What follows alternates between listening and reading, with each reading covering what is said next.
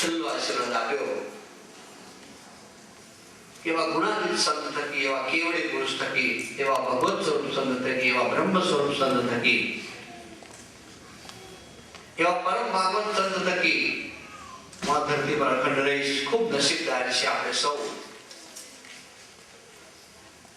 એ ગુણાતીત પુરુષોની ગોદમાં આપણને સૌને મૂકી દીધા.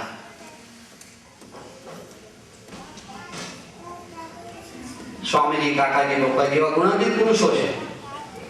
એનું સાનિધ્ય આપણને પ્રાપ્ત થયું, એની ગોદ પ્રાપ્ત થઈ. આપણે નિશ્ચિત થઈ ગયા. આ વસ્તુ જો આપણને ખરેખર મનાય તો હરરોજ દિવાળી આપણા જીવનમાં છે. અને ન મને તો કપડા પહેર્યા હોય ભગવાન તો પણ હોળી છે. આપણે અખંડ દિવાળી માણવી છે આપણા જીવનમાં. અને એ દિવાળી એટલે નિર્ભયતા, નિશ્ચિંતતા.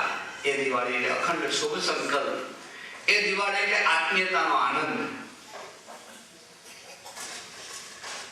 મહારાજે કેટલી જબરદસ્ત કૃપા કરી કે ભક્તિને પરાભક્તિમાં ફેરવવા માટે સત્સંગ અનિવાર્ય છે. અને જ્યાં સુધી આપણું જીવન ઉત્સવમય ન બને ત્યાં સુધી જીવનમાં આનંદ પ્રગટતો નથી. આપણે તો આપણું જીવન હરેક પળે અને ઉત્સવમય બનાવવા માટે ગીતાજીમાં ભગવાન કૃષ્ણ પરમાત્માએ છેલ્લો બહુ સરસ એક વાત કરી અને ગીતાની પૂર્ણાહુતિ કરી. યત્ર યોગેશ્વર કૃષ્ણ યત્ર પાર્થો ધનુર્ધર. જ્યાં યોગેશ્વર સમાન કૃષ્ણ છે ને ધનુષ્યનો ધરતલ અર્જુન છે, ત્યાં શ્રી વિજય નીતિમતી અભયતા બધું ત્યાં છે. અને આ બધું હોય ત્યાં જ ખરેખર આનંદ છે, ત્યાં જ સુખ છે, ત્યાં જ શાંતિ છે. હજારો માઇલ દૂરથી આપણે અહીંયા આવીને વસ્યા છીએ. સુખી થવા માટે વસ્યા છીએ. આનંદ પ્રાપ્ત કરવા માટે વસ્યા છીએ.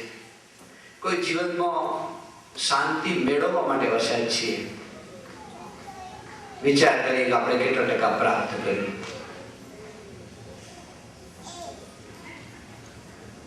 એટલે જ ભારતીય સંસ્કૃતિમાં ઉત્સવની પરંપરા છે.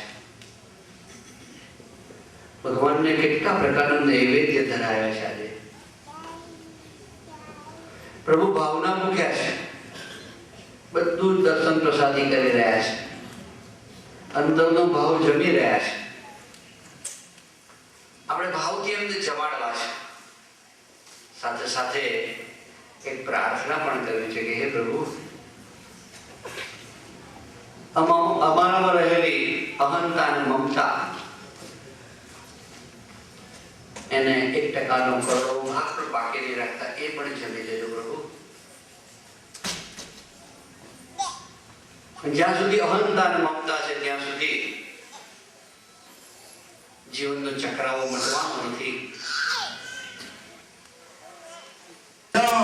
સ્વયં મહારાજ અક્ષર પુરુષોત્તમ મહારાજ શાસ્ત્રી મહારાજ યોગી મહારાજ કાકાજી પપ્પાજી સાહેબ હરિ પ્રસાદ સ્વયં મહારાજ પ્રત્યક્ષ ધામ ગામી ભક્તો શ્રી હરિ આત્મીય સમાજ की जय अमृत पर्व महोत्सवनी जय जय जय अमृत पर्व महोत्सवनी जय जय जय अमृत पर्व महोत्सवनी जय जय जय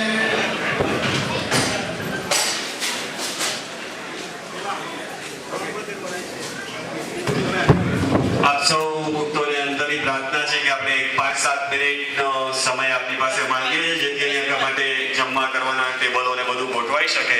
એટલે બહેનો ઓલી સાઈડ જતા રહે જેથી કરીને ભાઈઓને ટેબલ ગોઠવવામાં સાનુકૂળતા પડે. સૌ બહેનોને પ્રાર્થના એકદમ એક્સ્ટ્રીમ કોર્નરમાં જતા રહે અને ભાઈઓ થોડો વખત આ સાઈડ આવી જાય તો અમે ટેબલ ને બધું